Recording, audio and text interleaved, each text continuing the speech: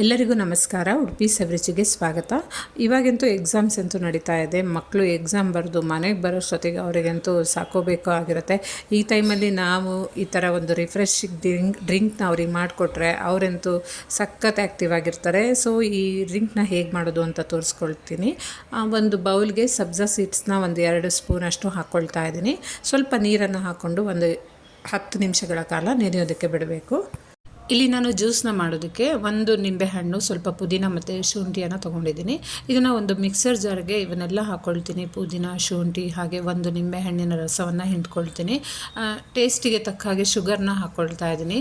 ನೀವು ಬೇಕಿದ್ರೆ ಜೇನುತುಪ್ಪನೂ ಯೂಸ್ ಮಾಡ್ಕೋಬೋದು. ಸ್ವಲ್ಪ ಟೇಸ್ಟ್ ಡಿಫ್ರೆನ್ಸ್ ಆಗಿರುತ್ತೆ ಅಷ್ಟೇ. ಹಾಗೆ ಒಂದು 2 ಗ್ಲಾಸಷ್ಟು ನೀರನ್ನು ಹಾಕ್ಕೊಂಡು ಮಿಕ್ಸರ್ನಲ್ಲಿ ಚೆನ್ನಾಗಿ ಒಂದು 2 ನಿಮಿಷಗಳ ಕಾಲ ಮಧ್ಯ ಮಧ್ಯ ನೋಡಿಕೊಂಡು ಚೆನ್ನಾಗಿ ಬ್ಲೆಂಡ್ ಮಾಡ್ಕೋಬೇಕು. ಹಾಗೆ ಆಗಲೇ ನೆನೆಸಿಟ್ಟಿರುವ ಸಬ್ಜಾ ಸೀಡ್ಸ್ನ ಹಾಕ್ಕೊಳ್ತಾ ಇದ್ದೀನಿ. ಸುಮ್ಮನೆ ಗಾರ್ನಿಷಿಂಗ್ಗೆ ಒಂದು ಸ್ವಲ್ಪ ಪುದೀನ ಎಲೆ ಮತ್ತು ಒಂದು ಅರ್ಧ ನಿಂಬೆಹಣ್ಣಿನ ಹೋಳನ್ನು ಹಾಕ್ಕೊಂಡು ನಾನೇನು ಜ್ಯೂಸ್ ಮಾಡ್ಕೊಂಡಿದ್ದಲ್ಲ ಅದನ್ನು ಈ ಥರ ಶೋಧಿಸ್ಕೊಳ್ತಾ ಇದ್ದೀನಿ. ಹಾಗೆ ತುಂಬ ಚಿಲ್ಡ್ ಆಗಿರೋದಕ್ಕೆ 1-2-3 ಐಸ್ ಕ್ಯೂಬನ್ನು ಹಾಕ್ಕೊಳ್ತಾ ಇದ್ದೀನಿ.